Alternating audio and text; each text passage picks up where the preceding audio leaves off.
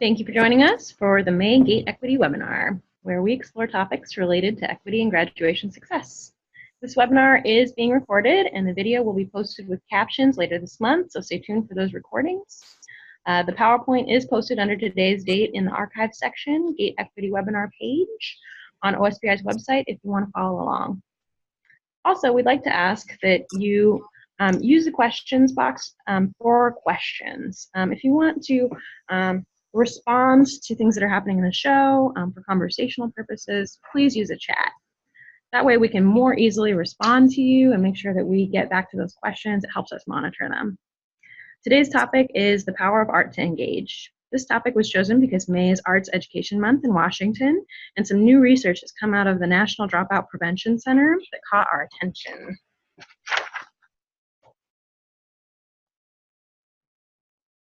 I'm Kathy Anderson, OSPI Graduation Equity Program Supervisor, and I'm joined today by Ann Banks, OSPI Arts Program Supervisor, and Lisa Jarrett, Arts and Education Program Manager from the Washington State Arts Commission. Bob Collins from the National Dropout Prevention Center couldn't be with us today, so Dixie Grunenfelder has graciously helped us by standing in from OSPI. And Beverly Harding Buehler from Puget Sound ESD is here to share some examples of what integrated arts education can look like. So thank you everybody for being here today. Superintendent Ragdoll's K-12 vision has 3 phases, each lasting 2 years, from small improvements to a full redesign of the K-12 education system.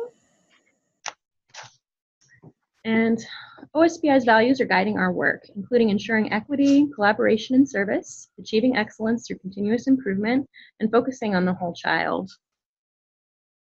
Our values have led us to create the new redesigned report card, which will combine the best features of the equity analytics with report card and accountability data. Our new system is in transition. When it is complete, it will help you get the most meaningful displays of these high leverage measures.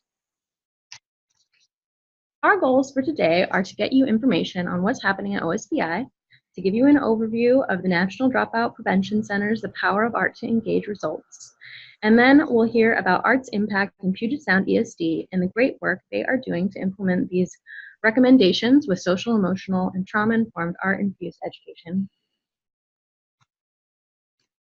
We have a polling question to kick us off. In your school district, do students at all grade levels receive consistent instruction in the arts?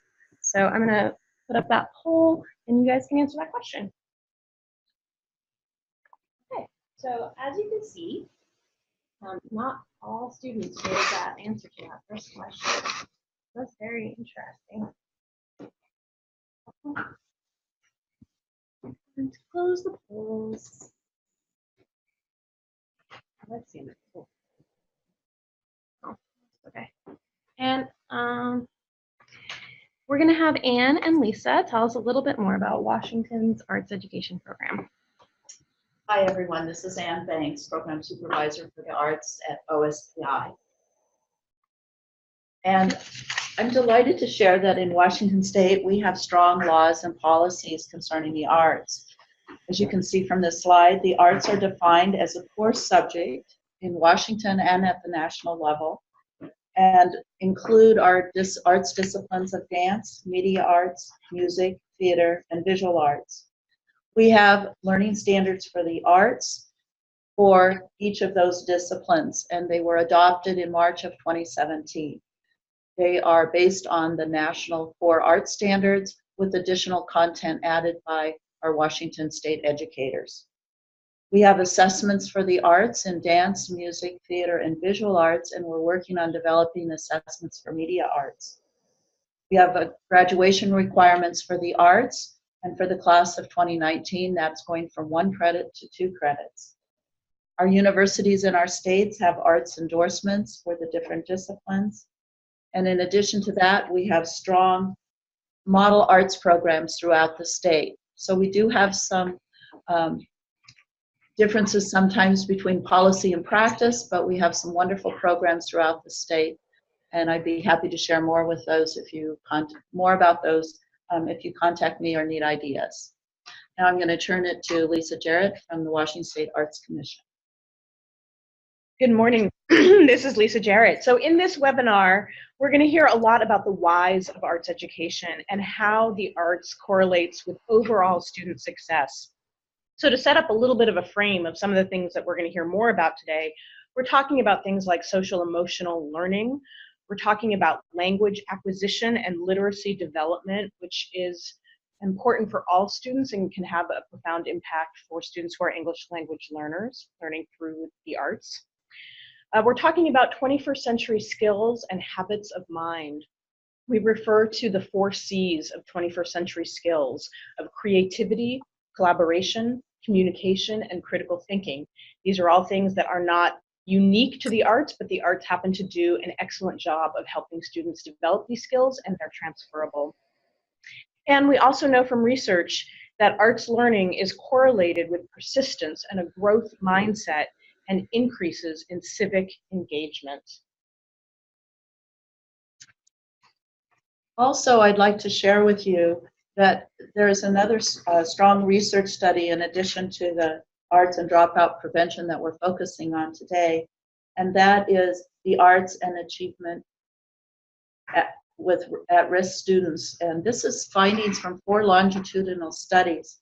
A few of the key points from this study, and I'd encourage you all to take a look at this study, point out that 8th graders who had high levels of arts engagement from kindergarten through elementary showed higher test scores in science and writing. Both 8th grade and high school students who had high levels of arts engagement were more likely to aspire to college than were students with less arts engagement. High school students who earned few or no arts credits were 5 times more likely not to have graduated than students who earned many arts credits. Young adults who had intensive arts experiences in high school are more likely to show civic-minded behavior than young adults who did not have this opportunity. So the arts are very important. This is more evidence of the impact. Thank you. Great. Thanks, Anne. This is Dixie Grunenfelder. Thank you for joining us. As Kathy mentioned, the staff from the National Dropout Prevention Center are unable to join us this morning, but I do have slides and I'm going to share them with you. Just briefly, the National Dropout Prevention Center, it has a mission to increase high school graduation rates and reduce school dropout rates through research dissemination, and by providing evidence-based solutions. It's a great resource if you want more information about the various evidence-based practices in all categories. I encourage you to seek out the National Dropout Prevention Center as a resource. The report we're going to talk about today, I would encourage you, if you haven't already, to seek it out, download it, and read it. It's an easy read. It's only 15 pages long, and it's packed with information about the arts and dropout prevention, student engagement, and identifying and developing career pathways in the arts. So the report summarizes the findings around arts as a dropout prevention strategy into these key areas, and I'm going to go through a couple of these at a high level and summarize those. So the report covers a body of research that tells us that arts education is associated with lower dropout rates and better academic outcome on standardized tests in math and science. Studying the arts promotes academic self-efficacy and school engagement, both predictors of persistence to graduation, and it enhances socio-emotional skills valued in social relationships, the workplace, and in educational settings. The arts are especially helpful for lowering dropout rates for some of our most vulnerable youth. A longitudinal study by the National Endowment for the Arts, for example, confirmed that arts education predicts better graduation rates regardless of students' socioeconomic status. After tracking more than 22,000 students for 12 years, the National Endowment for the Arts research found that students with high levels of involvement in the arts were 5 times more likely to graduate high school than those with low involvement in the arts. Students with low socioeconomic status who were deeply engaged in the arts demonstrated better academic outcomes than students from higher socioeconomic backgrounds who had less involvement in the arts. So really seeing the power of the arts with this group that is vulnerable. Here's the key takeaway I found, and the arts education has been shown to raise students' ability to critique themselves. It's really important. It also increased their willingness to experiment, their ability to reflect, and also to learn from mistakes. So thinking about all that work around growth mindset, these key factors played into that. The arts education increases students' ability to manage behavior, make decisions, and maintain a positive self-concept. Of special interest is that an arts education increases academic self-efficacy and school engagement, characteristics that are foundational to preventing dropout. In a 2016 study of schools across Philadelphia, the authors of this report from the National Dropout Prevention Center found students who participated in a music program increased their tolerance for the perspectives of others, increased their growth mindset, and bolstered their academic goal orientation more than other age groups. Increases in the arts learning has a direct impact on decreases in discipline issues, as well as absences. Anne and Lisa have a specific example to share with us here. Well, basically what I wanted to share is that for schools in Washington that have intentionally increased their focus on the arts, what they found, that wasn't their immediate intention, but what they found was an increase in attendance, a decrease in student referrals, and an increase in parent involvement, and an overall increase in the whole climate of the school. Thank you. And as you can see, arts education has a lot of potential to be used in a more intentional way, specific to dropout prevention. So the report, again, from the National Dropout Prevention Center, looks at arts education at a high level and the impact that it can have on society, the economy, and schools. And they summarize the findings into these large buckets. So in this broader context, arts has an impact on employment outcomes, higher earning levels that result in higher tax contribution, and lower costs to our social services and criminal justice system. So really taking a look at the social impacts and the role that arts can play in mitigating some of those costs. It also has a positive influence on health outcomes. For example, individuals with anxiety, trauma, and memory issues showed positive responses when receiving programming involving arts. In a 3-year study, participants in a research study found improved well-being, particularly in their health status, chronic pain, and sense of community. Now, bridging between these larger economic and health, we find outcomes that impact education. For schools, arts education lowers dropout rates, results in higher GPAs, better scores in standardized testing, and increases in engagement of students and connection to school. So digging deeper into the impact of schools, in the report, it's noted that a variety of outcomes from art learning have been displayed. Skills learned in arts can transfer to other academic areas, such as spatial, reasoning skills developed by music instruction.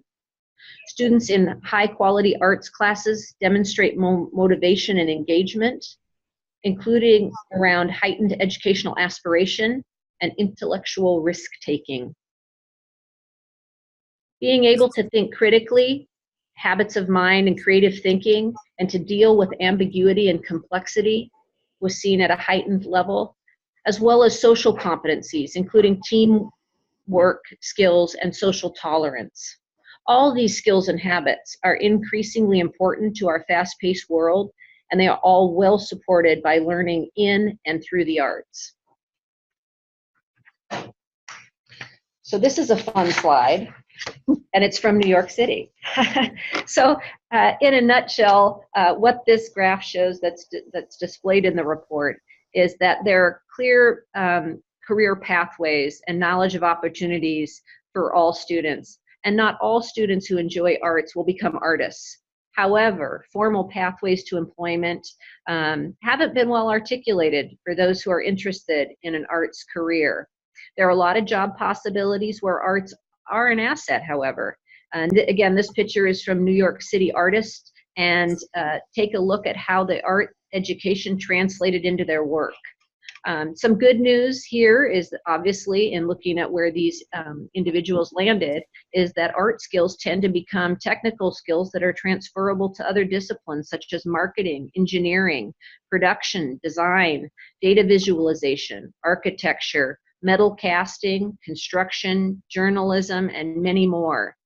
To art students considering colleges, encourage them to look at arts degrees, but also consider other degrees leading to occupations that would use their artistic skills.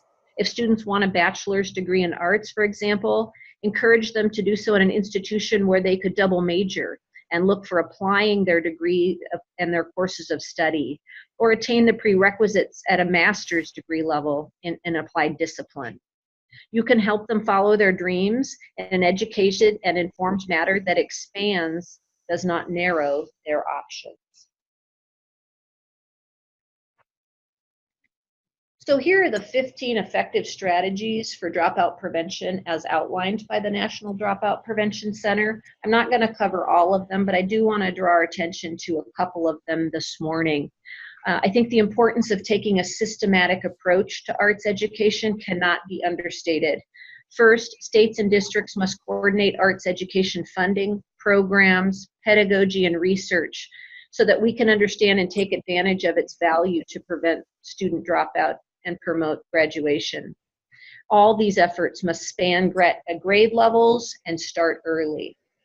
I think experiential learning is another key area. When I think about work-based learning, project-based learning, and active learning, it's another important strategy to support student engagement, and high-quality arts learning is nearly always experiential and active. So creating a community partnership with museums and galleries, having guest artists, mentors, businesses, medical facilities, publishers, etc., providing active learning opportunities through field trips, student volunteer work, service learning, tutoring, and mentoring relationships for students is so valuable. Lastly, I'll talk about individualized instruction, another important part of dropout prevention work, and another example of something arts instruction can do. During the creative process, an arts teacher has the opportunity to provide individual feedback. In high-quality arts learning settings, students are encouraged to develop their own authentic voice rather than creating cookie-cutter projects. Students may well interpret individualized instruction as care or being acknowledged, indicating that what they contribute matters, and in essence that they matter. Caring for students' excellence is a key to engaging them and is a protective factor against dropout and promoting success. The report also notes that arts education is a strong protective factor in dropout prevention and in building positive character traits, attitudes, and social behaviors. As such, one of the core recommendations of the report is that arts education practitioners and leaders must be included whenever dropout prevention efforts, youth engagement in schools and learning, or fiscal decisions and policy making regarding education for students at risk are being discussed. Really should be in at that foundational level for strategic planning. I'm not going to spend too much time on the national examples. I'll just touch on them very briefly because fortunately we have Beverly with us to give us a lot of local contextual examples here. But the report covers several examples from across the country of arts programming. So, for example, in Texas, there's a program called Dallas Mass Bands, and it gets together students from metropolitan Dallas area to practice music over the summer. It prevents student skills from deteriorating. It keeps students engaged in positive peer groups, teaches them how to interact with their peers, gives them a sense of purpose, provides positive activities, and and improves their social emotional skills. Another example is in North Carolina. The traditional arts program for students, TAPS, is a school and after school program that brings traditional musicians to elementary and middle school students to teach regional instruments such as guitar and fiddle, and talk about the value of continuing musical traditions of their area. It provides them a sense of ability, identity, a place, and a sense of pride. And a large percentage of students drop out of school due to feeling bored, frustrated, and disillusioned, often termed fading out. An example from Cleveland, Ohio, they developed a portfolio model to keep kids engaged with a more experiential learning, going outdoors, projects for artistic students. They're trying to match students to their interests in areas of arts and science. And what they found is that their graduation rates have increased through this strategy. So in a nutshell, I will wrap up the key recommendations from the National Dropout Prevention Center report. Really boil down to three things. First thing they admit is they would like to see more research done in a longitudinal format to look at the impacts of arts education on students, especially students that are most at risk of dropping out. They also recommend that we take a look as practitioners with what we're doing in arts education and overlay them with the 15 dropout prevention strategies, making intentional connections between arts programming and dropout prevention programming. And lastly, they want students to be encouraged to consider college degrees that can lead to occupations where artistic skills can be used. So really creating that vision for the future that involve arts as a part of that. I'll leave you now with a couple key quotes from the report that we found in reading it of particular interest and of power. Particularly for low socioeconomic status schools and schools with too many students dropping out, arts education is not a luxury, it's a necessity. And lastly, it is imperative and in the best interests of students and society that arts education be considered both as a key asset in dropout prevention planning and as a vital part of each child's education.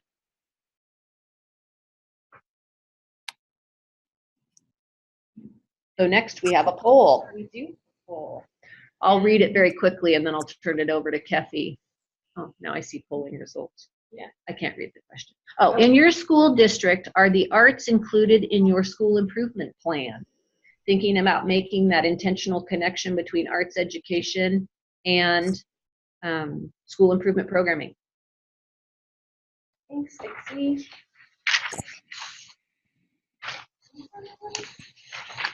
Next up, we have Beverly Harding Buehler. Did we run the poll? We did. It ran earlier for some reason. So technical. So Beverly's going to take control of the screen. Great. Hi, this is Beverly, and I am delighted to be with you. I'm requesting permission to take control of the screen. So in a moment I will. So I am the Director of Arts Impact. We're a professional learning organization at the Puget Sound Educational Service District. And we provide training for teachers in the arts and ways to authentically integrate the arts into all the rest of the other core subject areas. Kefi, it looks like I can't advance yet, so I'm not sure if you want to just move the slide forward for me. We can't do that. I can't do that. Beverly, you should have control. Okay, I'll try again. One more time. Oh, my little cricket says no. Can you move it forward for me? Yeah, I can. No problem. Great, thank you. Okay. Thank you. So what I wanted to share today to build on the research that the other folks have passed along, and it's very exciting to see this new research from the Dropout Prevention Center that just reiterates several decades now of research in arts education that shows the positive impacts of arts education on student engagement, is some real specific, again, evidence-based strategies for ways to use the arts to support both student achievement, but also specifically social emotional engagement and skill development. So I'll go through a few of these ideas, and then I'll share some of the programs that are available in Washington State for our educators here to infuse the arts in all of the core subject areas. Thanks for moving it ahead, Kevi. Sorry, there's a delay. Okay. There we go. Boom, there we go. So I'd love to ask you participants to consider some of the ways that you think of when you think about the arts supporting social emotional well-being. We see, and we've seen in some of the data that we've learned about today, that the arts are important for student engagement. In these images here, you're looking at students from Arts Impacts programs in developing social emotional skills through theater and developing authentic empathy for others, developing both social emotional and physical well-being through dance and theater expression, and then really, as Kefi I think mentioned earlier on, developing their own voice and choice through visual arts strategies. All of these are known strategies for developing and sustaining student engagement, both in the arts and through the arts to the other academic course subject areas. And that's really what our focus is on in Arts Impact. We could go forward. So some of the evidence-based practices that we know are true for the ways that the arts can impact well-being and social emotional development for students is in the core discipline areas. Dance, of course, is whole movement, whole body movement, and that movement increases endorphins, which are hormones that create a sense of well-being in our brains. And the repetition of movements, repetition is a key to a lot of the research in soothing mechanisms through the arts. So we'll see this in gross motor movement with dance, and we see it in fine motor movement with visual arts as well. In both music and in dance, the deep breathing that's required when our bodies are playing instruments or singing or dancing increases oxygen to the brain, which can lead to a relaxed state of mind. And there's some research that shows specific types of music slows the heart rate to that of a body at rest. There was a body of research about 15 years ago now that linked the tempo of Baroque music to the heart rate at rest. In theater, we know that the increased empathy that students build when they're engaged in embodying a character and responding to other characters in a theater context, where the synaptic connections are in the brain that lead to the empathetic response is in the frontal cortex, and when we are engaged in empathy, that leads then with the frontal cortex rather than our limbic brain, which is where we tend to have our fight or flight response that causes us to act in the earliest human ways and the less socially evolved ways. We'll move forward. In visual arts, we find again that repetitive movements are shown to induce a state of calm in the brain. Specifically, and this is intriguing, this is research that came out just a year ago, certain types of pattern making in the visual arts can help to create a state of calm and a sense of centered mindfulness. And the two that were drawn out in the most recent research were that of radial symmetry, drawing mandala-like designs, and also observational drawing. When you're, like this little girl, when you're drawing from something that you're looking at, the concentration and the sort of slowed down focus on the present moment, again, tends to slow the heart rate and create a sense of calm. Doodling or automatic drawing. So, all your students that are just creating little doodles on the side of their pages, their note pages, that's a good thing. It releases tension, and for many of our students, it also increases their ability to concentrate and focus on the content. And then, as most of the presenters have mentioned today, we know that in all of the arts, creative activities engage the whole self. So with our superintendent Reichdahl's focus on whole child and what we understand about the importance of the connections between the emotional and cognitive centers of the brain for effective learning, we know that the arts attend to all of these brain-based ways that our students learn. And probably most importantly, when our students have an opportunity to learn in and through the arts, they are making personal connections, making personal meaning from the core content, both in the arts and in literacy or math or science. And that is a key to our students staying engaged and being able to share their best work. Let's move forward. I'd like to share a video now with you that shows a student that uses dance as a way to regulate and share his emotions.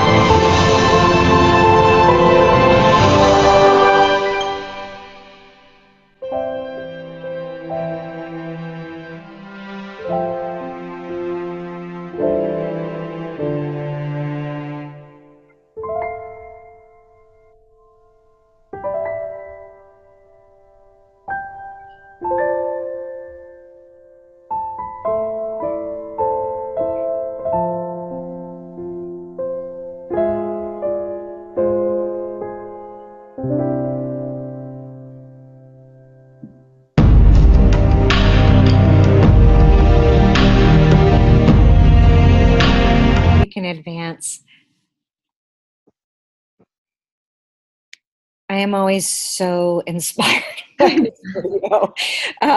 Just the first time I saw it, it brought tears, and now I just end up beaming. But I wanted to share it with you, both to inspire you, but also to draw attention to the fact that Justin, the dancer in this video, is demonstrating these critical social and self-management skills in the way that he chooses to use art to express himself. And so these are from our own state's social emotional benchmarks that were just adopted last year in Washington State.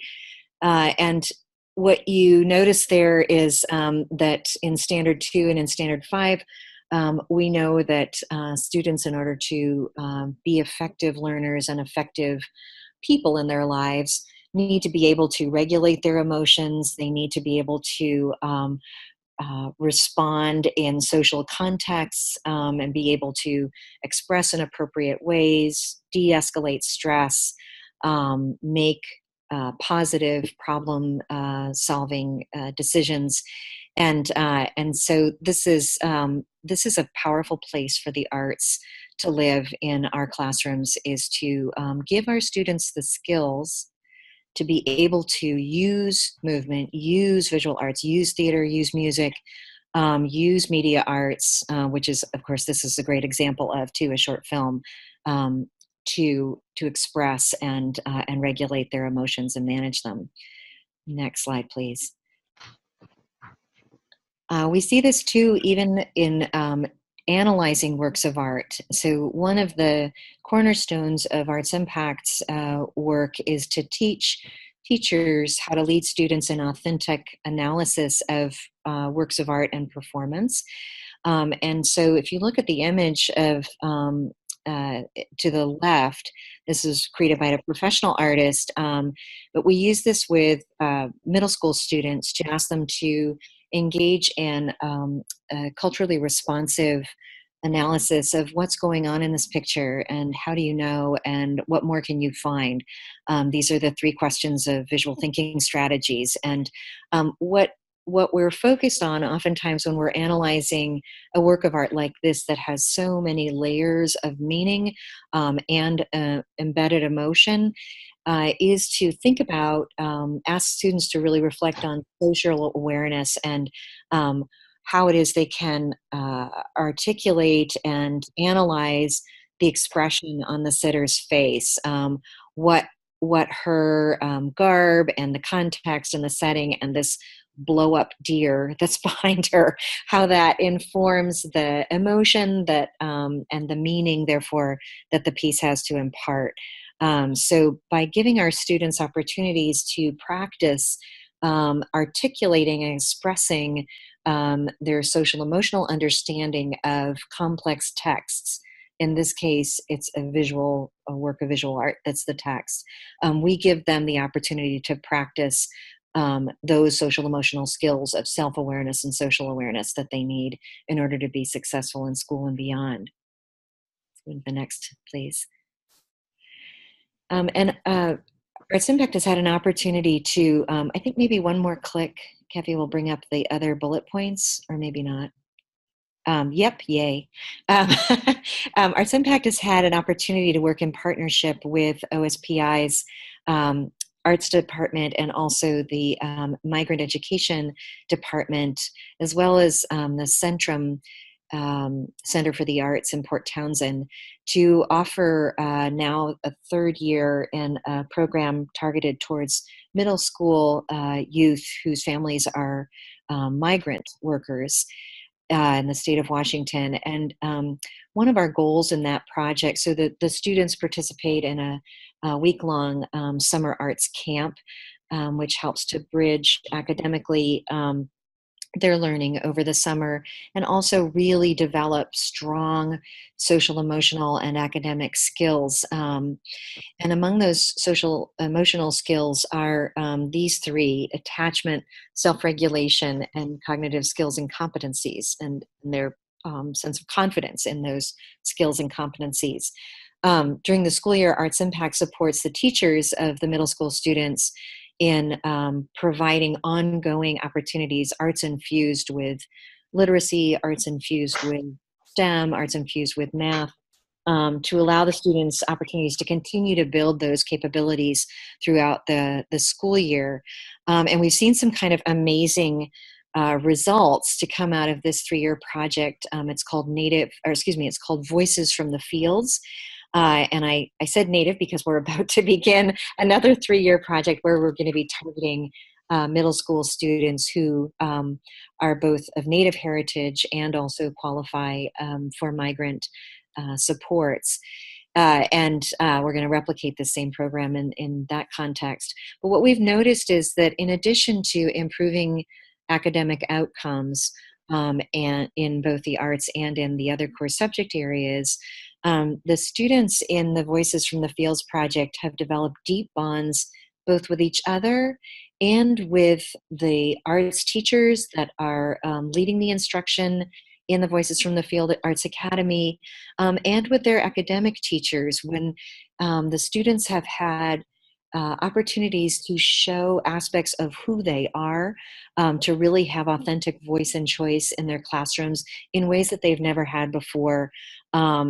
There's a brief story I'll share with you about a student named Heidi, who is now an 8th grader at a middle school in the Yakima Valley. And Heidi, when she came to the Voices from the Fields project 3 years ago, was experiencing a lot of strong emotions and would tend to separate herself from others, even be somewhat aggressive in interactions with other students, and would really hold back in participating even in the arts events at the Voices from the Fields Arts Academy. Through the course of her first week of immersion in arts learning, she discovered a deep love for wearable art, which was one of the classes that she was able to take. And by the end of the week, she actually created a huge wearable art piece that was all silver, and she was a bird with wings that extended about 3 feet above her head as she paraded proudly across the stage. By the second year of the project, Heidi was dragging other students off the bus and saying, this is our arts academy, and showing them around Fort Worden, where the academy is held. And at the end of her second year academically in the project, so she was a 7th grader this spring, she did an entire project-based learning unit with her teacher on the history of Fort Worden, and she shared her own experiences and the experiences of people in history that had visited this place. And she made a request of her teacher. She said, I want to come back. I want to come back to Voices from the Field, and I want to be a teaching assistant now for Margie McDonald, the artist that teaches the wearable arts class. And so she sent a letter to OSPI requesting that. She sent a letter to Margie, or an email to Margie, asking if she could be her teaching assistant. And now in response, we've developed a new leadership opportunity for students in this project to continue to lead others. So this is just one of many, many, many examples directly out of Arts Impact's experience and the projects that we've been privileged to be a part of that show that direct impact of arts learning on our youth. Next slide, please. So I'm going to fly through the rest of these images a little more quickly, but as it should be obvious by now, the Arts Infused learning provides opportunities to address all 5 of the components of the whole child approaches to learning, that we create safe environments where children can express themselves without fear, healthy both physically and emotionally, engaged, challenged, and supported. And in Arts Impact, we do that by sharing concepts and thinking practices with from the arts to those other core subject areas that help to empower students. Next, please. And then do 5 clicks. So the model that we use in Arts Impact is concept-based arts learning, where we're looking for a shared idea, like the idea of equivalency or balance that you see in all 5 of these images. We're looking for a concept that is true across time, that is true across many cultures, and can be represented by different examples that share common attributes. And when we find that when students have an opportunity to connect their learning from visual arts to math or from dance to science, that those ideas transfer very powerfully. Next. Again, this is the kind of integration that we teach in Arts Impact is called Infused teaching. It's where the concept means authentically the same thing in both discipline areas. So for example, fractions, the equal division of space or time means the same thing in dance as visual arts, as math, as science, as music. So when a student is able to learn fractions through breaking up 32 beats of choreography into equal parts and dividing that to create one whole work, they're then able to transfer that learning to solving an equation with equal fractions as well. Next. Arts Impact is a research org as well as a service organization, and we've been able to disaggregate our data by race and ethnicity. And what's really, really exciting, and we've replicated this data that was first shown in 2011-12, we've replicated it most recently in 2016-17. What we see is that these are Title I students, about 900 students overall, and our benchmark for success for these students, where they were showing their understanding through theater and traditional reading comprehension exercises, through visual arts and traditional math expressions, was that they exceeded our benchmark of 80% success, which we deliberately set high. Most of these students were traditionally underperforming. They were under standard and by 1 to 2 grade levels at times.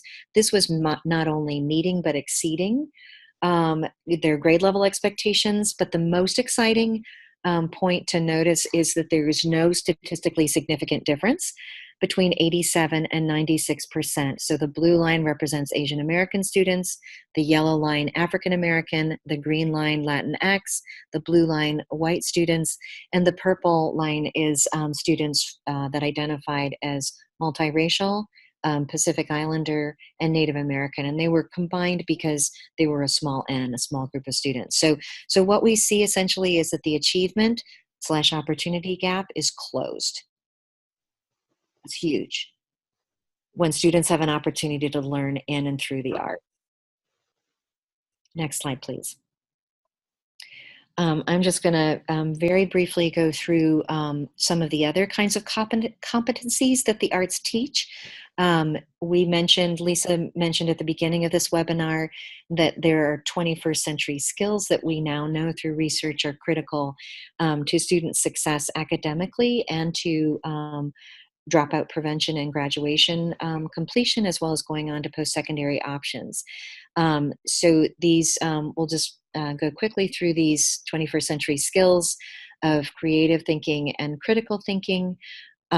We ask our students to explain why they make the artistic choices they did in each of their artistic projects. The image here is of kindergartners at West Seattle Elementary in Seattle, who had created floating lanterns that represented their fondest wishes for a departed loved one. And they had gone through this process of creating and then had to solve the engineering problem of what would happen when wind took over on the lake, which was the puddle in their playground. Next, please.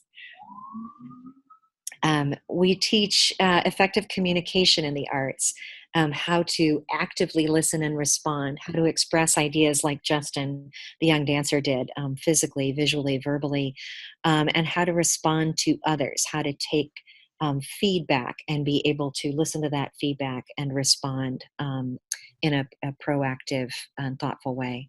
Next. The arts are really important. Some of these images are of teachers and arts impact professional learning, and some are of students. So these are obviously teachers doing a theater exercise, and they're collaborating to try to express a problem and a way to solve that problem of people on a commuter train. So they're communicating their ideas in their body gestures and facial expressions, as well as through dialogue. They needed to work collaboratively as a trio to develop this series of small scenes that they created, making compromises, sharing each other's ideas, and really incorporating input and feedback from others. Next. The arts, as many have mentioned before, require perseverance and really help students develop those skills of persisting and adapting ideas to work through challenges, in part because they're so engaged. When we've all experienced this, when we are engaged deeply in something that calls to our emotions and our minds, we experience a sense of flow. Time seems to evaporate, and we are whole mind, body, and soul involved in the activity. And this is a powerful skill for students to adapt in all of their learning. Next. Finally, growth mindset. We know that, again, that this is probably the most foundational of the 21st century skills, the ability to take risks as a critical step in developing our capabilities. That includes embracing alternative possibilities and the acknowledgement that nothing is one and done, that everything is a work in progress, and that it's through that progress and that risk-taking and learning from those challenges that we actually develop. So I'll just leave you with our website, and you're welcome to come and learn more about arts impact and how you can develop your teacher's capacity to support arts learning. And this is for both art specialists and for generalist teachers. Thank you. Thank you so much, Beverly. And we do have a couple of flyers for things that are going on this summer. There's a professional learning for pre-K, 8th grade classroom teachers and specialists happening August 6th and 10th. There's Arts Impact Summer Conference going on. That's June 28th and 29th. And Dixie is going to give us a little bit more. I'm still processing everything Beverly just presented. What a presentation. Thank you so much. This is Dixie. Just to bring it back to where we started initially and about how arts makes a difference, and thinking about PSESD and the new Washington School Improvement Framework. Arts education and instruction in the arts, I think we can all say after looking at that national study and everything Beverly presented today, helps provide better outcomes for students, especially for those most at risk of dropping out or of not being successful. I think learning in and through the arts supports understanding and coordination across many disciplines, and really bottom line supports overall student engagement, keeping kids engaged in school, excited about learning, building social emotional skills when they don't even know that's what they're doing because it's so much fun, building critical thinking skills, complex problem solving skills, all so critical when we think about what's necessary to be successful beyond high school and with life. And I think for me, the bottom line is arts is a critical part of that well-rounded education that all students deserve as they make their way through our educational system. And we also, this is Anne, wanted to draw your attention to some of the resources that are available. So a link to the arts, OSPI Arts website, Washington State Arts Commission, Arts Ed Washington, which is a nonprofit supporting arts education in our state. And the Arts Education Partnership has a lot of resources available supporting arts education and connections to the PSSA. Lastly, I wanted to point out that May is Arts Education Month in Washington State, and we have proclamations from Governor Inslee and Superintendent Breakdahl. You can click on the PowerPoint and see those proclamations. Thanks, Anne. We do have a final polling question. What's one major takeaway you have from today's webinar about using the arts as a dropout prevention strategy? So you can type that into the chat box, and we love to see your reflections. It always helps us feel empowered to continue the good work out there. As we do that, if you do have questions for our presenters, you can type those into the questions, and we'll try to get those answered as well. But as we are ending our time for today, we'd love to see those takeaways. I'm going to talk you through some of the other things we have. We do like to know what you think of our webinar, so you can tell us how we're doing. And that link is in the chat for you as well. We do have upcoming events. If you aren't busy tomorrow, Gate Advisory is happening, and it's on supporting the schools and students that need it most. It's on family engagement, and that's happening at ESD 113 from 9 to 12. You can still register if you would like to come. And we do have those art infused things as well. Thank you so much for joining us. Next month, we're going to have Planning for Equity with Data. That's June 13th, 10 to 11. Are there any questions coming through? What is the name of the video? What was the name of the video, Beverly? It's called With a Piece of Chalk.